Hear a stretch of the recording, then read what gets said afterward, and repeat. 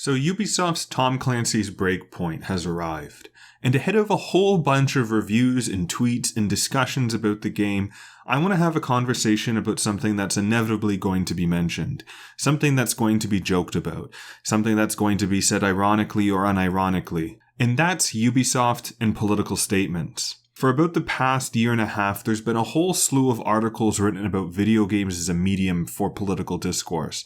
There's been countless gags made in the Twitterverse about Ubisoft and quote-unquote politics, and then there's been no small order of reactionary videos by YouTubers criticizing all of those article writers for making video games all about politics.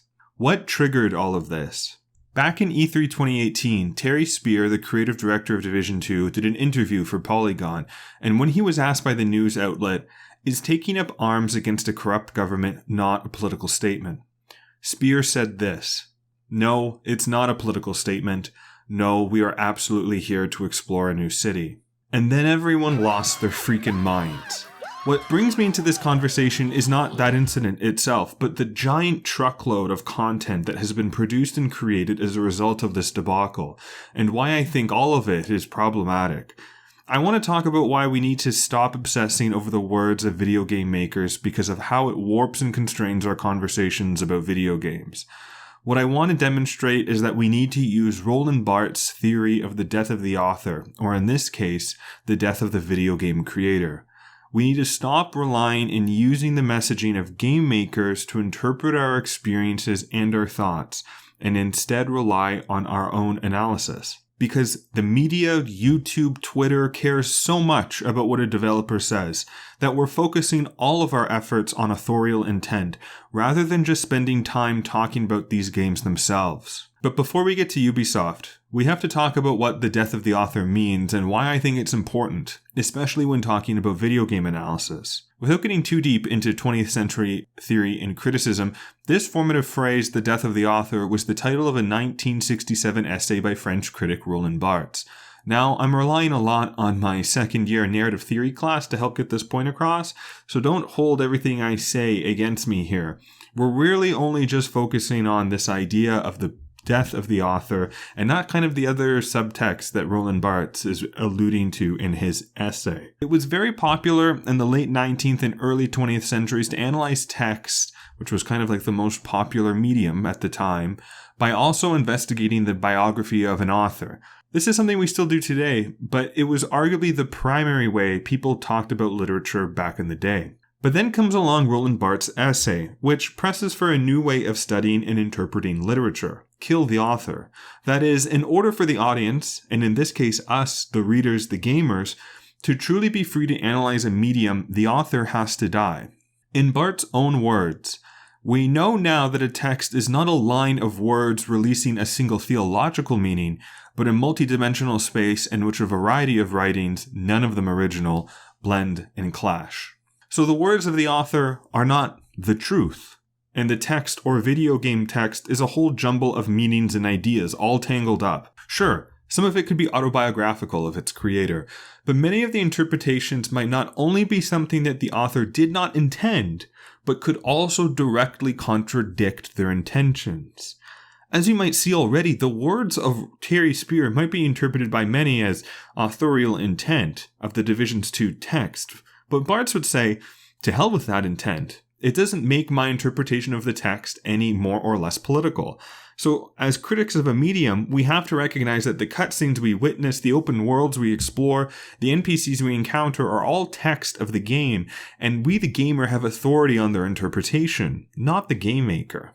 There's a great example of where death of the author played out in the video game space, and for me, improved my experience and my enjoyment, and that's with Mass Effect 3. This is the first time I came into real contact with the swirl of discussion around authorial intent, and also where I started to value the interpretation of the gamer over the intent of the developer. And I'm going to talk to you about the ending of Mass Effect 3 here, so if you haven't played it yet, well, yeah, don't say I never warned you. The final confrontation of Mass Effect 3 is between Shepard, the military commander you've just spent the past 3 games with, and the Child, the creator of the big bad evil Reapers that you've just spent the past 3 games trying to defeat. You're presented with 3 choices to bring this conflict to a close. control the Reapers, destroy them, or merge with them and create some kind of new synthetic life. Not knowing any better, I chose that last one. It was the middle of the road choice that you were presented with, and I got caught up in the moment. Legion didn't have to die, the Mass Effect Realized didn't have to be destroyed, but when the credits rolled moments later, I felt deeply uncomfortable. There was something about this that, in reflection, didn't make any sense. I felt cheated. I had just spent dozens and dozens of hours fighting these evil ancient space aliens, and now I was merging with them? What the heck? What just happened? And what were all of those flashbacks and dream sequences about? But that's when I read about the infamous indoctrination theory on the BioWare forums. It offered a new way of interpreting the events of the third game in a way that felt more meaningful to me. Shepard was under the control of the Big Bad Reapers throughout that entire third game, and they coerced you to pick anything but that destroy option. All of those dream sequences and odd moments were examples of exerting control over Shepard and also kind of nudging the player. You, the player, were being subtly guided towards a particular final choice. And by choosing that middle-of-the-road synthetic merge option, you were giving in to the Reaper's indoctrination. And gosh, I loved that interpretation. It started to resonate with me and fill in the blanks for some of the questions I had. I internalized that theory and made it my own, and even after the BioWare forums were on fire with the outrage of the ending. And BioWare was asked to comment about this indoctrination theory. They were presented with the opportunity to declare their authorial intent. And do you know what they did? They declined to comment. Kind of one final question. This one keeps popping up. Do we have any comments about the indoctrination theory?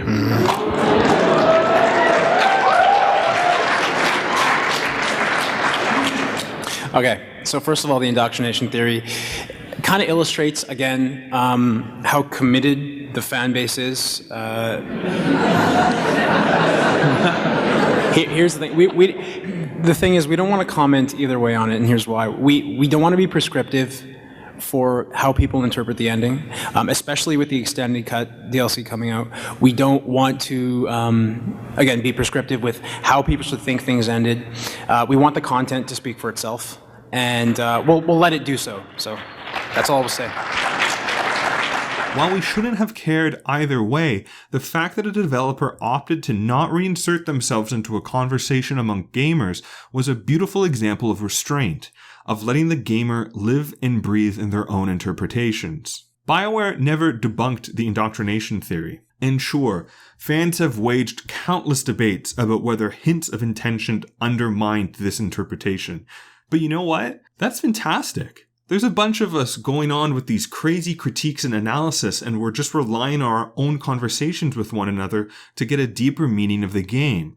And we're not relying on what the developer was saying. Playing and experiencing and discussing Mass Effect 3 was the first time I really started to question and think about how my experience could be different than somebody else's, or what could be called the canon or the true experience, or what the author intended. And seeing BioWare take a firm stance to not express any intent was when it really clicked for me. Yeah, the author is dead. My textual interpretation supporting this weird indoctrination theory and how it fits into the storyline is me existing in this jumble of ideas that is the multidimensional space of Mass Effect. And I don't need to look for some absolute divine truth of the game. This is a perfect example of video games upholding the idea of the death of the author, and to me, how video game interpretation and analysis should be. Mass Effect was about the game, the gamer, and the gamer's experience.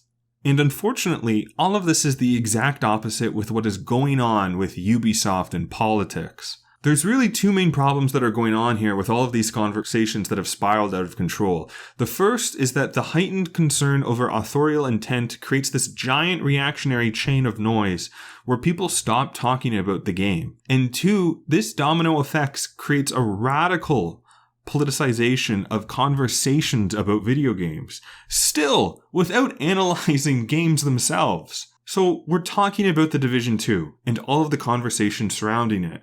So what's the game about? In short summary, it's about rebuilding Washington, D.C. in a period of civil war and lawlessness. You occupy the White House, you fight militias, and are quite literally trying to rebuild America.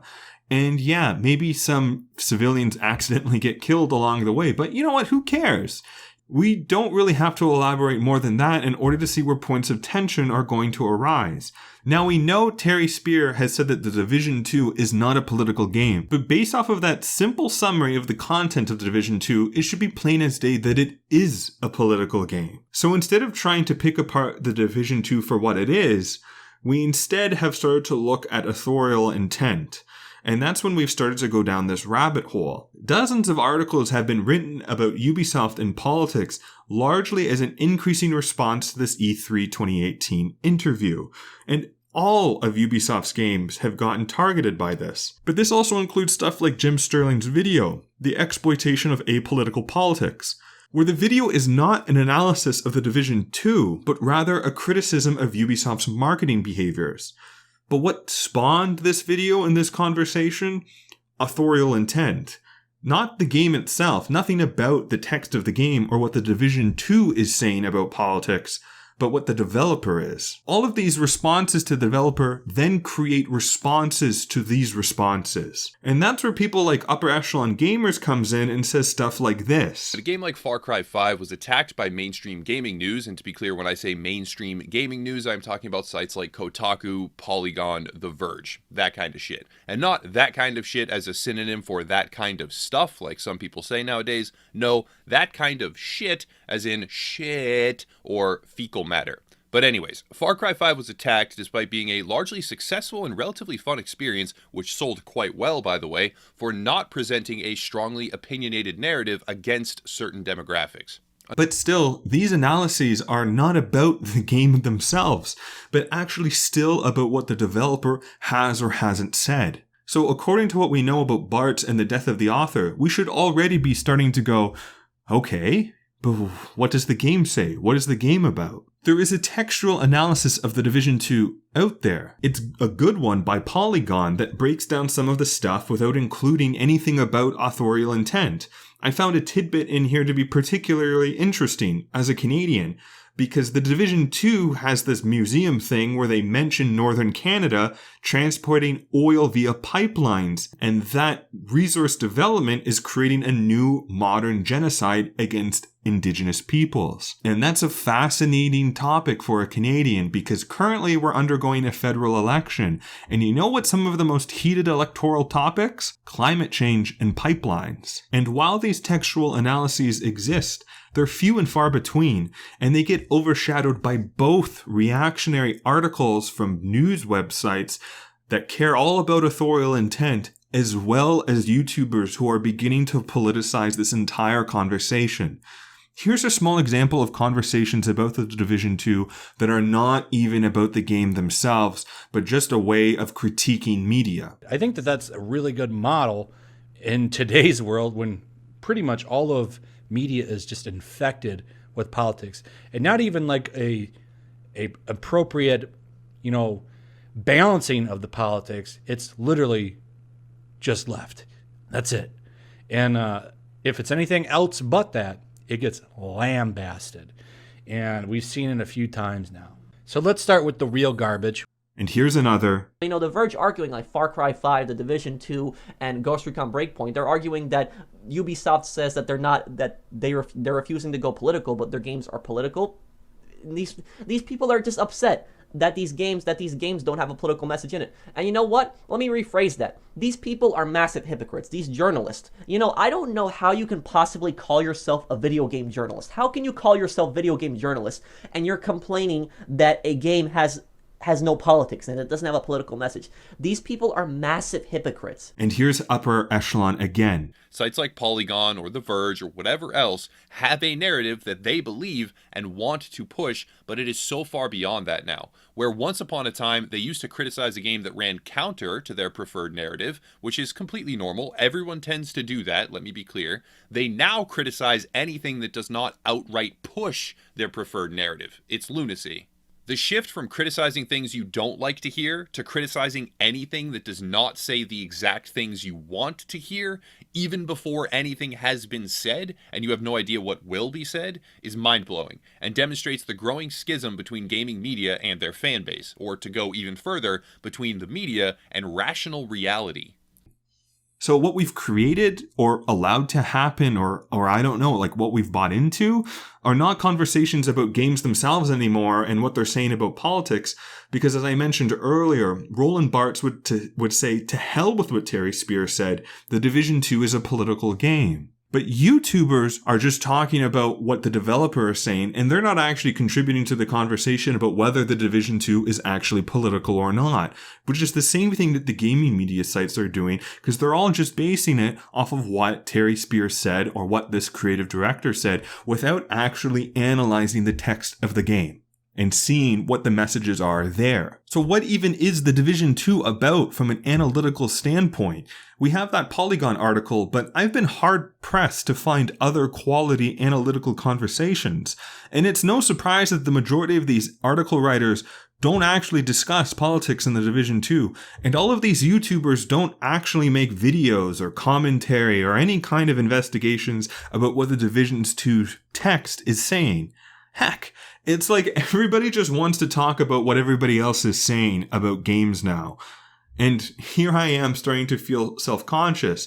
And maybe, I don't know, maybe I'm just hoping for too much. You see, in Jim Sterling's video, he briefly mentions the presence of the gun debate in The Division 2.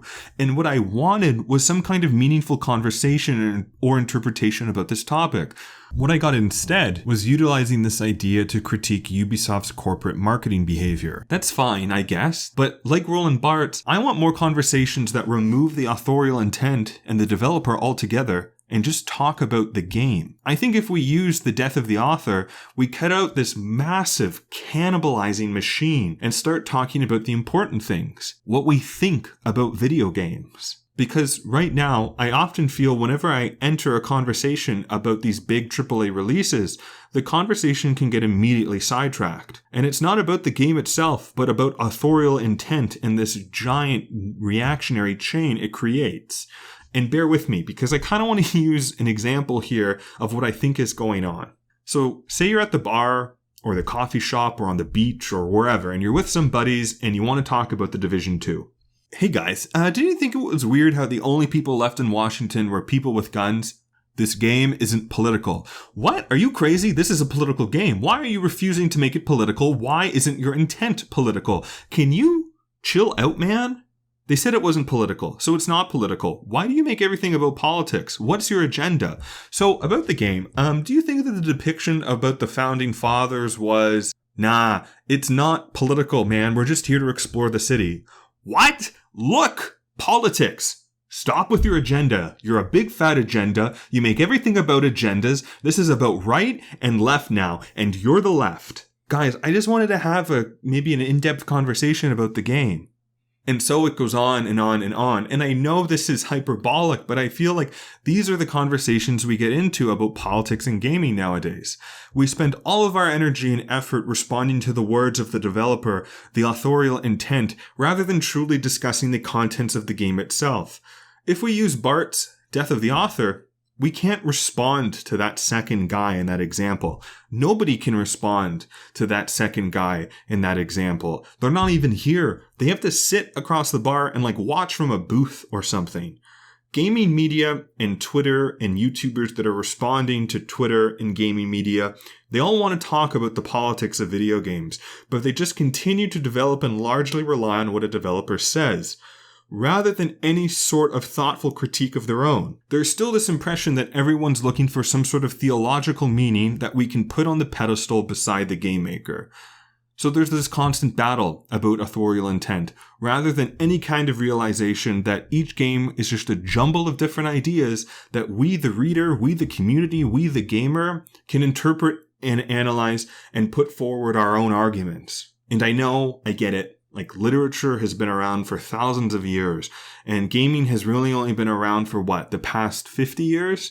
What's the point of using Roland Barthes to talk about Ubisoft and politics? It's because when a developer comes out and says, oh sorry, what you thought about your favorite game was wrong because this was my intention. A part of me used to die inside. It meant that all my evidence and interpretations were invalidated. But then I realized if I play every game like this and constantly rely on what the developer intended, why am I even bothering playing games? So when Ubisoft says, we cannot be openly political in our games, but here I am accidentally blowing up civilians in my American jingoistic quest to dismantle a Bolivian drug cartel in Wildlands, I laugh and chuckle because that's not what I took away from my experience. I don't need to look up authorial intent to verify my interpretation and feel validated. I just use the text as the evidence of my analysis. But I want to make a brief note that we do have to keep developers accountable. I just think we need to focus a different kind of attention on criticizing exploitative corporate behavior. Sometimes we want to go after companies like Ubisoft for saying these ridiculous things or making these problematic games. We just have to stop relying on headlines and interviews and sound bites to hold these video game companies to account. Because I think if we used Barthes' idea, we could do stuff like this.